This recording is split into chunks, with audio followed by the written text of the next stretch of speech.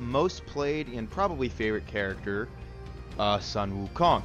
Um, I am a solo lane player. I play for my team, the Rejects. But Wukong, like I said, one of my favorite characters, and honestly, I think he is up and coming to be one of the best, if not in the top three at minimum, solo lane characters. The only two I can think of that are either even or above him are Osiris is definitely better. Excuse me. And Bologna is either even with or ahead of him. The changes to Bologna's bludgeon, I do not think warrant taking her out of the top three conversation. The changes don't affect her lane clear, they affect her ability to box early game, but she wasn't really using bludgeon to box that often in between waves anyway. So really, I think that was more of a maybe a jungle nerf to Bologna. Not that Bologna played in the jungle, but anyway, we're here to talk about Wukong and not Bologna. Now, this is the second time I am recording this video because the first time my mic decided to take a dump on itself. So, if I breeze through anything by mistake, it is because in my head I've already covered it. Anything that I miss, I will try to cover in other videos, or if it gets really bad, I'll just do it a third time, because why not? But what I'm doing in this build, with this build guide, is I'm going to go over his abilities to start. I'm going to take a quick look at his stats and his overall just stat scalings as the game goes from level 1 to level 20. Take a quick look at his item build, the starts that I like to go depending on what role I'm in. I do think that Wukong has a legitimate jungle ability. I do think that you can argue for him in the support role. I don't think it's anywhere near as good as a solo or his jungle will be. But I think you can argue with the fact that he's got a slow and a stun and a knockup and a self-sustain. You can argue him in support. I think there's significantly better options, both Guardian and Mage and other warrior-wise, but I think it's plausible. So I'll do a brief overview of how I think you'd build that. And then we'll take a look at laning and item leveling and ability leveling and the like. So to start, I want to look at his abilities. We're going to start with his passive, Undefeated Body. This passive is relatively new. Originally, it's centered around some crit, which, while hysterical, didn't really fit his character design all that well. So they did change it relatively recently, within the last year or so. When Sun Wukong is below 40% HP, he gains 10 physical power and 10 physical and magical protections, plus another 2 power and 1 of each protection for his current level. Which means at level 1, it is going to be 12 physical power and 11 of each protection. At level 20, however, it is going to be 50 physical power and 30 of each protection, which means basically, once Wukong hits that threshold of going below 40% health, he is going to become significantly better at boxing whoever he's against. The only counter argument to that would be basically any hunter, especially if the hunter builds Aussie. Not that hunters are building Aussie. But he is very, very good at fighting even at low HP because he gains an advantage of power and protections that can push you over the edge to end kills. And it is much harder for him in the early game to die to minion chip. It still does happen. Don't pretend that you're invincible. But it is significantly easier to live through that kind of stuff in the early game. And through the late game, it is going to allow you to get out of fights better. It's going to allow you to finish kills better. And it's going to allow you to engage a little safer because you are going to have that bonus power and, more importantly, at that point, the bonus protections once the fight starts to get 4, 5, 6, 7 seconds in. To start, your first ability and the ability that you will be maxing first, buying first, the bread and butter of Wukong's kit for the most part is the Magic Cudgel. You may hear me call it the Tickle Stick. That's just a kind of a running joke because it used to do nothing to gods pretty much and only killed minions. But now it does a pretty wide range of damage across the board. Sun Wukong's magic cudgel grows in length, and he slams it down, damaging all enemies in front of him, minions, and jungle camps, not jungle bosses. So everything in the jungle, excluding Fire Giant, Portal Demon, and Gold Fury, take an extra 25% damage. So that is why it's such good lane clear. Because its base against minions is actually 100 and not 80. It does scale from 80 to 240 with a 60% magic or physical power scaling. On Wukong, you will be buying to start the game Bluestone 100% of the time. So realistically, against minions, it actually does about 111 and a half damage. To gods, it's going to do just over or just under 90. It's going to be about 89. Somewhere between 87 and 89, not counting their physical protections, obviously. The cooldown or the cost does increase by 10 per level, which isn't terrible, considering that with the items you're going to build on Wukong, mana cost isn't nearly as relevant on him as it is on a lot of warriors. The cooldown stays at 10 across the board, same with Master's Will. So upgrading the Magic Cudgel and Master's Will, all it does is increase the damage on both of them. It does not decrease the amount of time it takes to cast. Like I said, Cudgel is going to be the bread and butter of your early game, especially and any form of clear that you're going to do. It is also all of your long range poke for the most part. Master's Will has some range to it, but not nearly as much as Cudgel does. It is not a guaranteed hit. The line is decently small. You will be able to hit all minions even once they start bunching up, but that's about the length that it goes, so it is difficult to hit both the minions and the opposing solo laner or jungler or whatever lane you're in, the opposing laner, and hit all the minions at the same time. That will be a little difficult to do. Once you get Master's Will or mainly Master's Will leveled up a little farther, you can use Cudgel to hit the melees and the enemy god, even if you miss the back archers, and then you can use Master's Will to hit the archers, or reverse that and use the Cudgel to hit the enemy god and the archers, and then use Master's Will to clear the front. Either way, that will work. That's generally not going to be able to be started until you're approaching the teens, because generally you are going to level up 72 transformations before Master's Will for the most part, in terms of getting it to rank 5. But that's the gist of the Tickle Stick, really. It's your long-range poke. It is actually your least damage-dealing ability, aside from Oxform. But you're generally not using Oxform to do damage, so it doesn't really matter all that much. Cudgel is your least damaging, but it is your safest ability, and your safest damaging ability aside from your ult. Next ability is Master's Will. It is a circle. Sun Wukong strikes around him, damaging and slowing all enemies. It's a 30% slow for 2 seconds, which is pretty substantial. It goes from 90 power at base to 290. So it goes up by about 50 per level, 65% magical power scaling. Or physical power scaling. Anytime I say magical power, I'm talking physical power, I'm sorry. Master's Will is going to be the last of your main 3 abilities that you're going to level up to full, generally, unless you plan on being in lane forever.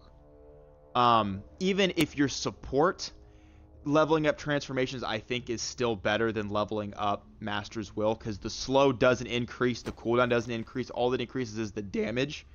And if you're only increasing damage, why not go for the one that actually gets a cooldown reduction, which 72 transformations does, which we'll get to in a minute. But generally speaking, Master's Will is going to be your easily confirmed AoE damage to slow and just kind of be a pain in the butt. That's a lot of what Wukong is. Wukong is a pain to deal with. That's what he's designed as. He's designed to disrupt the enemy, knock him up, stun him, slow him, poke him from a long range. If he gets low, you heal him. He heals himself with the Somersault Cloud. The lower he gets, once he goes below 40% HP, he gets stronger. It's very hard to deal with a Wukong by yourself. He's one of the best boxing warriors in the game, except for maybe Osiris or Bellona and maybe Hercules. It is, or Erlong, I guess, to a point. But it's very hard to single-handedly lock down a Wukong unless you're a mage that can burst him down before he gets out. Zeus is pretty good at that, for example. But Master's Will is mainly your just disruption technique. You pop in to hit 2 or 3 enemies with that Master's Will, and all of a sudden you're slowing half of their team. You're slowing their front line, or you're keeping their back line from escaping, allowing your true damage dealers, although Wukong does do a lot of damage, your true carries to really blow up the character that you are trying to lock down. 72 Transformations has 3 different forms. It's very similar to Erlong Shen's, where when you're casting the ability, it shows up as a line, and it's a segmented line. The farthest line away is the bird form, the middle segment is the tiger form, and the close segment is the ox form. Eagle, as you can read, I'm not going to read through this entire thing. You're immune to slow and roots, and it is the fastest of all 3. All 3 will increase your base movement speed. It does not say what it is. I believe it's a 25-ish% movement speed. Don't quote me on that because I don't know the actual number, but it's somewhere between 25 and 33, I believe. But Eagle is faster than all of them, more approaching 50% movement speed. You will not do any damage with Eagle at all. All it is a movement speed tech. That's it. Tiger is the next form. It is a stun. It will only stun the first character hit, and that is first character, not first god, so you can get stuck on minions or jungle camps. So you got to be careful when using that while there are minions still on the map. And when you do stun, it takes or use any of these abilities, it takes a little bit of time to come out of the animal form before you can do anything else, so do be wary of that. You are it's about a quarter to a half a second where you are completely vulnerable, unable to do anything, including activating actives. You're basically silenced for that little bit of time, so be careful when using that. Very rarely is it going to affect anything, but it can affect things, so just be mindful of that. The Tiger Stun starts at 100 and scales up to 380, so you are getting 70 power per 70 base per level, and it scales 80. It is the second best scaling that he has aside from his ult. And like I said, the knockup goes from 1 second to 1.4, so you're getting a slightly longer stun at each level. But you're mainly upgrading the Tiger Stun, or you're upgrading 72 Transformations for the cooldown and for the Tiger base damage increase. Ox form goes from 50 to 120, so you are getting 40 power per level and 60% of your physical power. But generally, like I said earlier, you're not using Ox form for damage unless you really want to hit more than one character at once, and Master's Will and Cudgel are down. You generally want to use 70 Transformations either as a knock-up to peel, a stun to stop somebody in their tracks, or as bird form to get yourself away. The cooldown on this ability, 18 in the early game, is really weak. It's I mean, an 18-second cooldown is rough. So you want to be careful when using it to engage. If you're at any risk of being bursted, you want to be sure that you can get into bird form to get away. You generally want to try to avoid using the stun unless you're going for a kill, or you know where the jungler's at if you're playing solo, and you know that the solo laner can't kill you with his abilities that he has up. Wukong does build a lot of cooldowns naturally, so this ability will get somewhere under 10 seconds by the end of the game. The other two are going to get somewhere between 7 and 6, depending on how much cooldown you get, whether it's 30 or 40. And then his last ability is Somersault Cloud. Now this one's interesting. Wukong leaps into his cloud for up to 5 seconds. You can drop out of it as quickly as you want. You do not have to stay up for the 5 seconds. There is a targeter that you'll place on the ground where you'll land. Like I said, you can land at any time. You can go up into the ult and immediately land back down. You still will heal, I believe, the first 5% HP, regardless of how quickly you drop out of it, because I believe there is a slight delay on being able to immediately come back down, so you will get that first 5% heal tick. While in the cloud, Wukong is invisible until his decoy dies and regenerates health. He may leap off before the duration expires, dealing damage. The decoy inherits a percentage of Wukong's current strength and defense. I do not know what those numbers are. It may be 50%. It's not a lot because you can kill the decoy relatively quickly, and it doesn't do a lot of damage, and the decoy will only auto attack. It will not use any abilities. The decoy is killed instantly if hit with any form of hard crowd control, not counting whooping. Banishing. The only banish I can think of is Freya Whoop, or knockback. So like on her impale will not destroy the decoy. If the decoy dies, Wukong is revealed where he is. That's generally not relevant unless you're using the decoy to engage and the enemy doesn't know you're there. Otherwise, they're going to know where you went up because the cloud doesn't move, and they're going to watch you leap into it before the decoy comes out. So they'll kind of know where you are, but they won't know where you're facing. So that's kind of the benefit there. You do heal 5% of your HP per second. So if you're up there the whole time, it's only 25% HP. You know, now that I think about it, it might be 30 because you might heal the first 5% immediately. We will have to check on that when we go into jungle practice. But for the most part, you're going to use this as a way to get out of the fight, to reset yourself and re-engage. You're going to be up there long enough that once you've used all your abilities, you can Somersault Cloud. Once you land, Cudgel and Master's Will in the late game are going to be pretty much right back up the second you come back down. Transformations is going to take another probably 2 or 3 seconds, unless you use Transformation to engage to start. Generally speaking, by the time you come down from Somersault Cloud, the rest of your kit's going to be pretty much up. Granted, you will more than likely, anytime you use Master's Will, you will be, or I mean Somersault Cloud, you will be taking yourself out of your passive. Because generally, you're going to heal yourself to above 40% at that point. And if you don't, you really don't want to use Somersault Cloud to re-engage unless you're finishing up a kill and you know you have a safe way out. So that is something to keep in mind, that Undefeated Body's passive will probably be lost most of the time that you end up using Somersault Cloud, unless you're using it from below 15% HP. But that's the gist of his abilities. We'll get into a little bit more of the way to chain the abilities together and that kind of thing once we are into the jungle practice. I'm going to take a brief look into his stats. This is going to be a pretty quick overview here. His base HP at level, obviously these stat numbers are what they are at level 0, so you have to add in all those parentheses values to get to level 1.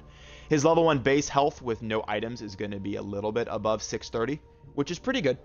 His final HP is going to be 2110 after all is said and done, which isn't super high. Because he sustains so well with his ult and with other abilities, his health pool isn't as important, especially when you have your ult available. 210 or 2110 is a little low on the warrior side. Warrior bases generally are somewhere between 1000 and 2000 and 2250 to 2300, somewhere in that general vicinity. So he's middle to low end of the spectrum. But because of his natural sustain, it's less relevant that his health is a little lower. Not as big a deal. His mana does go to 905, which is fine. You will be building a lot of cooldown on Wukong because of the way his kit functions and how quickly you can fire those abilities off with some of the other items you'll be building with him. So you are going to want a little more mana. Generally, you'll be picking up that mana from a Breastplate of Valor, or if you really need it, a Hide of the Nemean Lion or a Hide of the Urchin. But typically, Breastplates we're going to be getting most of the mana from. With Breastplate's mana buff, you will be getting somewhere around, you'll be hitting just at or above the 1200 mark, which is just fine because you're actually going to have a surprising amount of MP5 with the items that you'll be buying. So it's okay.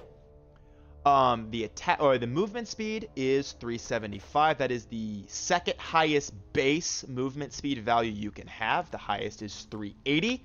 The only gods that naturally are higher than that, I believe, are definitely Vomit, definitely Mercury, and possibly Chiron. I know Chiron's base movement speed is surprisingly high. I guess it's because he's got 4 legs and is Horseman. His range, typical melee range, nothing special there. His attack per second is relatively low. At full rank, it is going to be 1.18 per second. With his progressions, you will be hitting when you're auto attack canceling with him, the goal is to ability 2 basics, ability 2 basics, ability 2 basics. That's the goal, because it's 1 to then 0.75. So you are attacking at faster than your actual base movement speed for your second basic attack. You definitely want to use an ability before you use your 4th one, because that 4th one feels really slow, really clunky.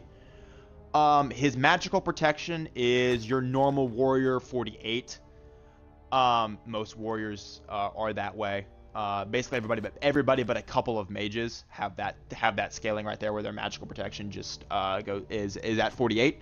His physical protection scales naturally to 78. Your general warrior base physical scaling is between 75 and 80, so he's pretty much average on that department. With his passive at full stacks, though, you will be getting at level 20 with full passive, you will be getting a natural physical protection Of 128 and a natural magical protection. I'm sorry, I can't do math. Of 98 rather. 108. I promise I do numbers a little bit. And magical protection of 78. So you are getting decent natural scaling. So if you are playing in the jungle, you can opt for a little less of the physical and magical protections because you are going to be getting some from undefeated body. But in the solo lane and in the support role, you don't want to be relying on those as your only forms of protections. You will be getting a decent amount of protections from the rest of your items because Wukong is not going to build any straight power items. Almost everything he's going to get either gives him power and cooldown, power and protections, or power protections and cooldown in the case of a couple of his abilities. But that's generally what you're going to be doing with Wukong. Those are his stats. His HP 5 and MP 5 are his HP 5 is 24, his MP 5 is 11.9 at max. Realistically, it's a lot higher than that because you will be buying Gladiator Shield on him. So realistically, his HP 5 and MP 5 are much higher than they look. But we will get into that in a minute. Let's go ahead and hop into jungle practice here. It's going to take me just a second to get there. Hopefully I don't pick the wrong god like I did last time. Let's see. Sun Wukong. Alright, let's do it. And I do have almost all of Wukong's skins. The only one I don't have is his legendary. I never use the diamond because his diamonds are garbage because I haven't updated them yet. But I like having the stat line showing. My stat line's fine. It's acceptable. I mean, nothing special. I'm an original TSM fanboy. I really liked Divios is one of my favorite players. I like to play like him. I like to play the weird picks. And I was sad to hear that Eonic left and is retiring. Like I said, TSM was one of the teams that I watched when I first was starting to watch Pro. Okay, so to start with Wukong, you are generally going to go Bluestone Pendant. If you're in the jungle, you obviously get Bumbas. If you're in solo, I still get Bumbas because I generally clear the 2 blue smalls. If you are against a solo laner who has a lot of tick damage, you want to go in and you're going to end up going into Mark of the Vanguard. You do want to opt out of the Bumbas and go straight into first step boots. You'll be able to get a little more pots at that point too. But going Bluestone and Bumbas and Mark of the Vanguard puts you too far behind on your build and you'll be significantly less relevant than you want to be. In support, you do want to go with the Watcher's Gift into Lonos. I know they're taking Lonos out of the game for a little bit to fix it up to the patch of 4.14. In support, you can get away with going Bumbas and then also picking Watchers and Bumbas if you guys are going to be invading camps a lot. And if you plan on rotating out a lot, especially with Lonos being taken out of the game for a little bit. But for the most part, you are going to be picking up, in solo, you're going to be picking up Bluestone. You're going to make your decision of whether you want Bumbas or Boots, depending on who you're against and where you plan on taking your build path. If you do go with Bumbas, I like to get 3 healing potions and a multi-pot. If you are going with Boots, I would get a Chalice of Healing and 2 of those guys right there. Generally speaking, once you get your first item after Boots, you're not going to really need pots much anymore. So you can kind of start selling those for wards, but if you've got a Chalice, why not use it? Especially after the new patch comes in, you don't need teleport on Wukong anymore because you won't be able to teleport to ward, so you won't be able to rotate to Gold Fury with a teleport, and your bird form gets you to lane fast enough that you'll be able to get between waves and you'll have enough sustain that you won't be needing to back all that often except to finish items generally. You're very rarely going to be backing because you're out of mana or health. So I like to just start straight into Bracer of Undoing. And then as your second active, you'll go, after the changes come through, a Shell's not bad if you don't already have one. Sprint's not bad. Curse isn't bad. I know it's called Heavenly Wings. Med's not bad if you don't have it. Don't buy Phantom unless you absolutely have to. Cursed Ankh, I don't think is terrible. When I say curse, when I said curse earlier, I meant Horrific Emblem. Don't buy Thorns because it's garbage. You can get away with Sunder, but I don't think it's necessary. I think you want to be a little more defensively with your actives. You do enough damage without Sunder that I don't think you need it. Don't get Hog. Hog is garbage. You don't really need beads on Wukong. He's mobile enough, and he's got enough weird forms of CC immunity with his different Animalian forms that it doesn't matter all that much. I wouldn't buy a Aegis because Aegis and Bracer kind of do the same thing in that they ignore damage. But anyway, that's kind of how you're going to start. If you are playing in the jungle, or if you are starting at the blues, imagine that I am on Chaos side, so I'm going to be wanting to walk this direction to clear, or to get into lane. This is how you're going to kind of want to clear. You're going to want to basic, slam, basic, and I missed that minion, so we're going to try that again because I'm bad, and it feels bad. So give me just a second for the cooldowns to rework themselves, and I will try it again. Let's do this again. So you're going to basic, slam, basic, and the two smalls are cleared, and you, as long as you do that quickly and get into lane before no more than one minion has died, so as long as you get 5 of the minions, you will hit level 2 right off the bat. Let me actually go do that real quick. Let me go hit level 5 or level 2. Well, actually, I don't want to be a part of that because I want to show you actually when you hit it. So let's see this. So let's wait for that to clear here. Now I'm going to be doing less damage to the minions than I normally would because they are at 4 minutes and I'm still level 1. So that is going to be, it's going to do a little more damage than what it's going to show up here. Minions are spawning. You want to, at level 1, you don't really need to fight the enemy, but you do want to go straight for the archers unless it's unsafe to do so. And look, and then I like to buy Master's Will unless my enemy is really low and I can get away with the stun. I do like to generally go Master's Will at level 2. At 3, you'll get 72 transformations, and then you'll start just full maxing Cudgel. The order that you're going to level up, you're going to go Cudgel first, then 72 transformations, and then Master's Will. Generally upgrading Somersault Cloud every chance you can. I do tend to wait until level 10 to upgrade it the second time just so I can get Cudgel maxed. It gives me a little more lane pressure. I can see not getting Somersault Cloud until 16, 17, 18, 19, 20. Or I mean 17, 18, 19, 20, sorry. Because you're only getting 50% power, or plus 50 power, and the cooldown's only going down by 5. So at max CDR, it's really only going down by like 8, 9, 10 or so per level. So I can see waiting on the Somersault Cloud. I just like it because it does have a cooldown attached to it. Being able to use it whenever possible for me is important, so I like to do that. As for the rest of your build, you are gonna go Warrior Tabi 99% of the time when you're in solo lane. You're never gonna buy Ninja on him. Your attack speed isn't nearly as relevant, and you want that extra power.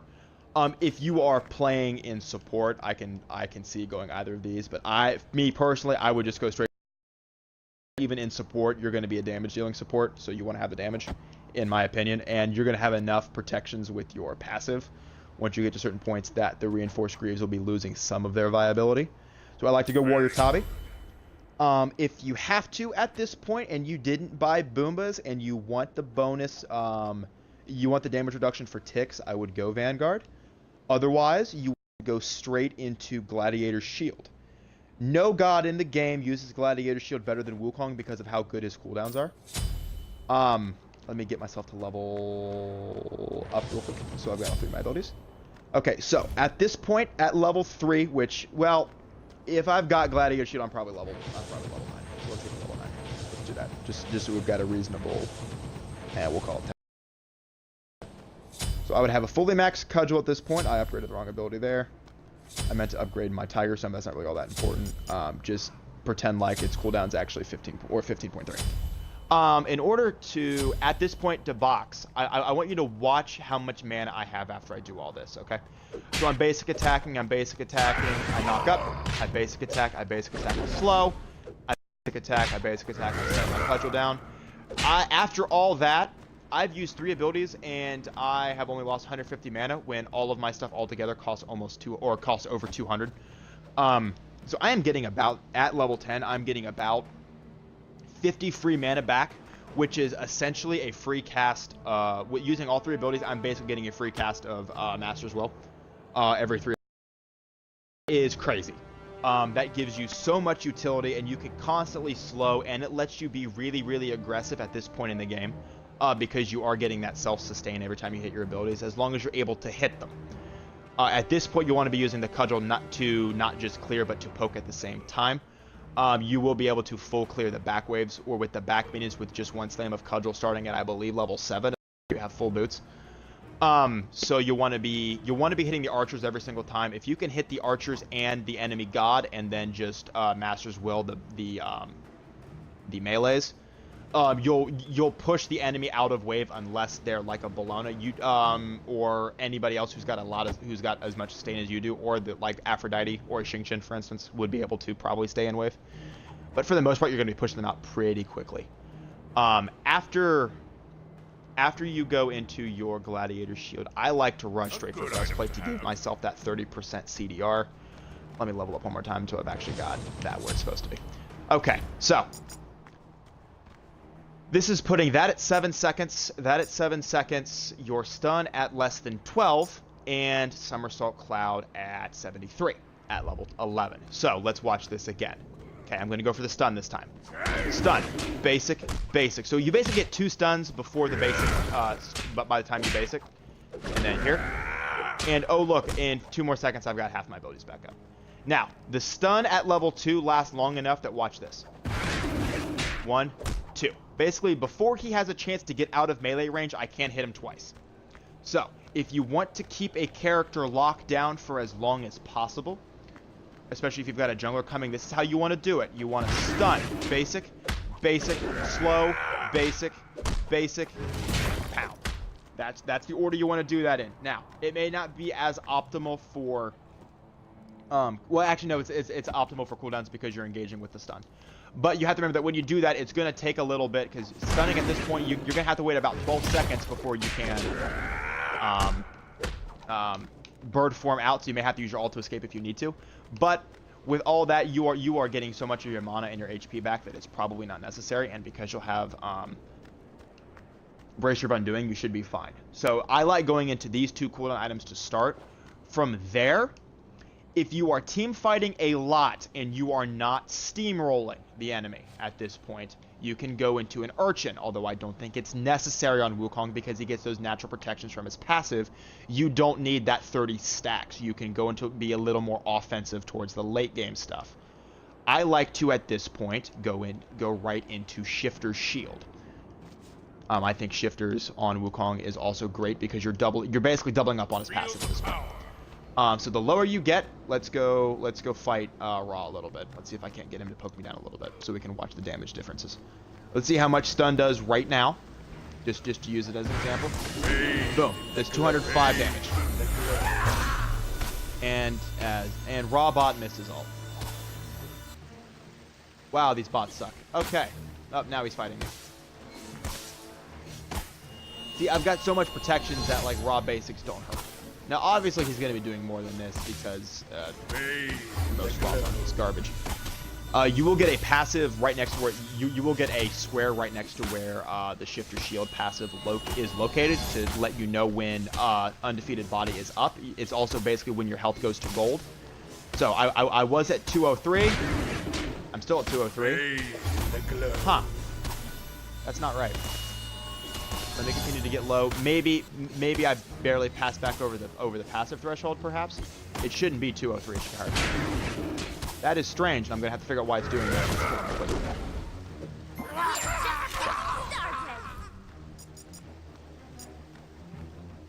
Physical power. I don't know why it's not scaling correctly. It may not be activating the passive, I'm not sure, but I should be doing more than 203 damage. Anyway, glad we got that out of the way. After Shifters, I like to sell Boombas, and then I will get one of the 2 cooldown-centric cloaks. Spirit Robe is good if I need the extra bit of CCR, and I don't want to spend the gold for Mantle, but Mantle is just a better item in my opinion. That stun, when you drop below 30% health.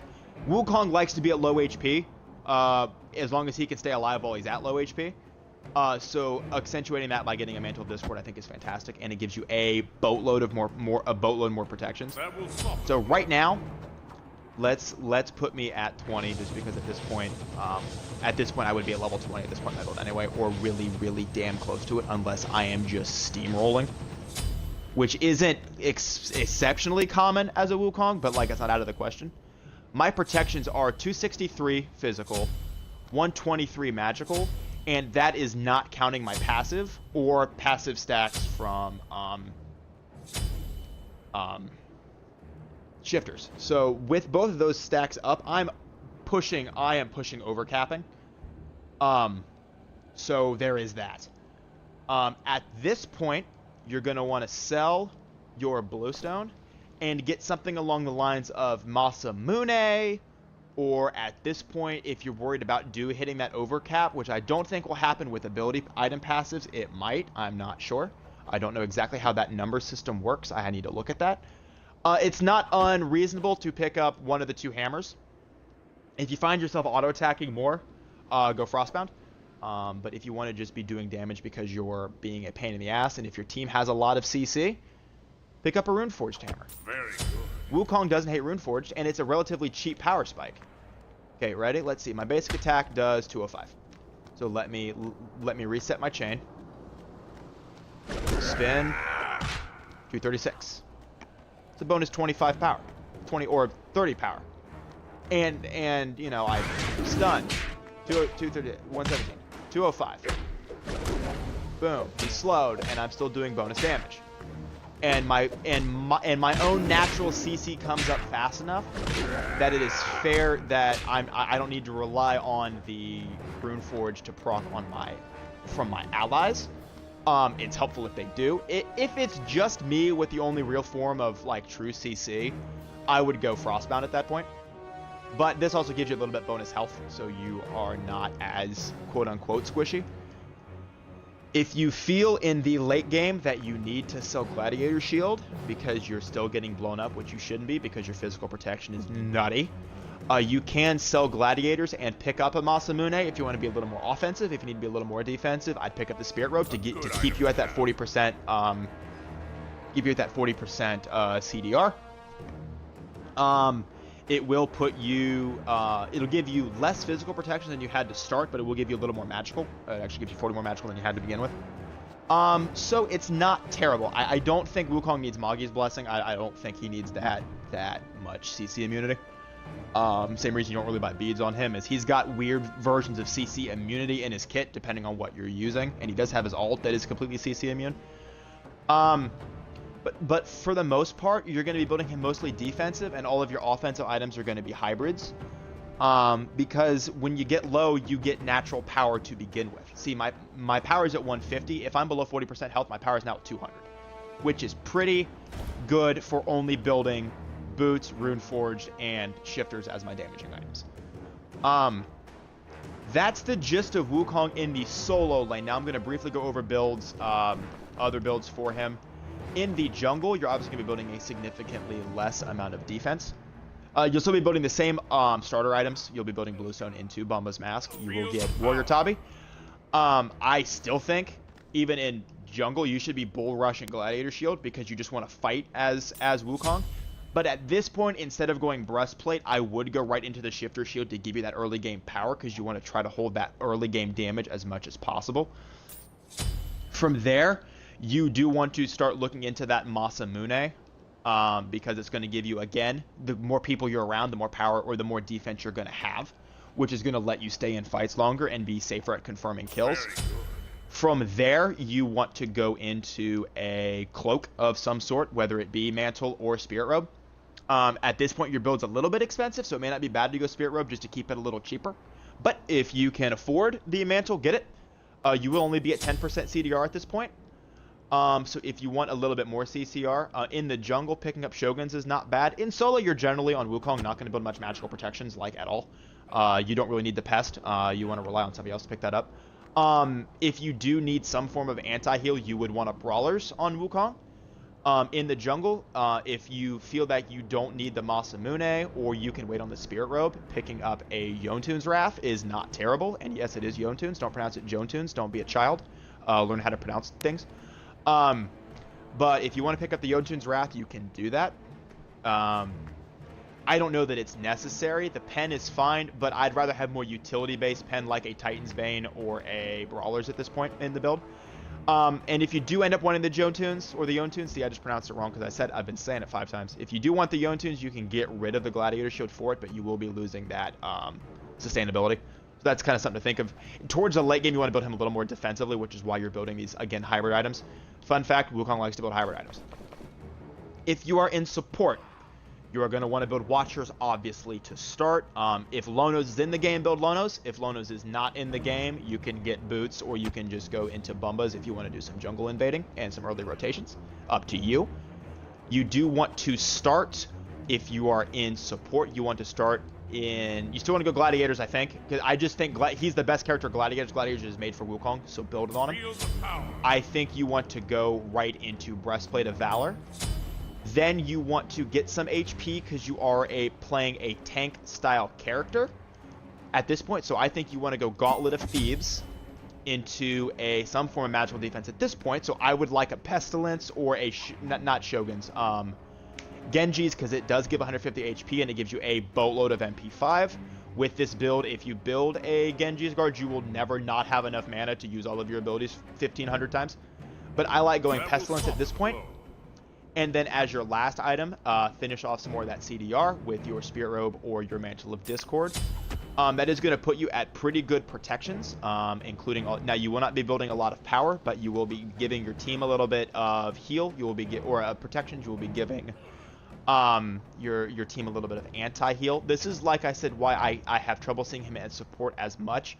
Because it doesn't look that different from his solo lane, and I feel like you're not getting a lot out of this. I feel like for the most part, warrior supports want to build this guy right here, Mystical Male, and Wukong just can't because he needs to have that CDR. Now, if you want to risk that low CDR and get an early Spirit Robe, you can replace Breastplate with a Mystical Male, but you will really be lacking on the CDR in the mid game, which is going to make it so you are not doing as much CC, which kind of defeats the point. So, you can get away with the Mystical Male because you will be really close to enemies. You can do it, but you will be losing some of that CDR. If you want to opt out of the Gladiator Shield to go Breastplate and Mystical Male, I think that that's up for discussion, but I don't see any reason why on a Wukong in any role you wouldn't want Gladiators. With how good he is with Gladiators, I think it's reasonable that Wukong can mid lane if you have a comp that fits it. I know it's completely insane to say out loud, but Gladiators is that good on this character, in my opinion, that you could legitimately play him in mid lane and probably get away with it. He's just a very, very strong character. Like I said, probably third, maybe second best warrior in the game right now. Kulkulin is up there in that argument too, but he's a little, he's just underplayed from what I've seen. I don't see him a lot, so I can't give you a full understanding of if Wukong is better against Kulkulin or vice versa. I'm just not familiar with that matchup yet, and I'm not familiar with a lot of Kulkulin's matchups yet because I don't play him that often. He's next on my list of gods to really master and understand. But that is Wukong in a nutshell. You want CDR, you want hybrid defense offensive items, you want to be able to do burst damage, and you want to be in people's face disrupting. Let me know what you guys think of this guide. I tried my best to make this as fluid as possible. I did all of this unscripted. The only thing that wasn't scripted, or that was scripted, were the character stats at level 20. Because I'm good, but I'm not that good to have those numbers memorized for all the gods. I've got some of them, but not all of them. But for the most part, that was completely off the cuff. Let me know what you like, what you didn't like, what you'd like to see, what you don't need to see. And I hope you guys enjoyed, and I will see you guys probably streaming later tonight, and I may do another God Guide either later this week or early next week, similar to what I did today. Y'all have a good one. Later.